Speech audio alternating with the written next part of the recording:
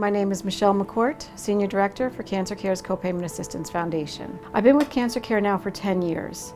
I started in 2008 when they launched the Co-Pay Foundation. CancerCare Co-Payment Assistance Foundation helps patients by removing barriers to access. Barriers that can be from insurance plans where there's high deductibles, co-pays, co-insurance.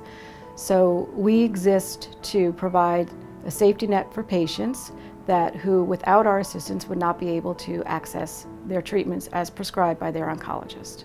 In 2001, my mom was diagnosed with stage 4 cancer.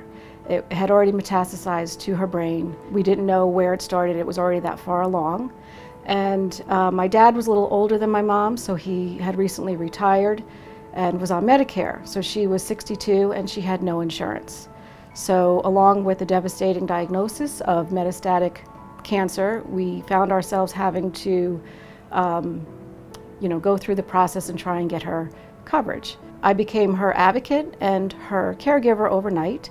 And I remember thinking, what does a person do when they have nobody else to fall back on and nobody to help them go through this process? Cancer is an expensive illness. It's also an illness that seems to be affecting the elderly more often. So patients with Medicare face challenges by trying to access their treatments and not being able to afford the medications. These patients have no access unless they can come to a foundation like CancerCare. I can tell you that 95% of the patients that come to the foundation are already distressed over the financial burden of medical treatments. 94% say that we help to relieve that stress. Since 2008, the foundation has been able to assist over 80,000 patients and paid out over $138 million in co-payment assistance. Patients often say to us that I don't know what I would have done without you.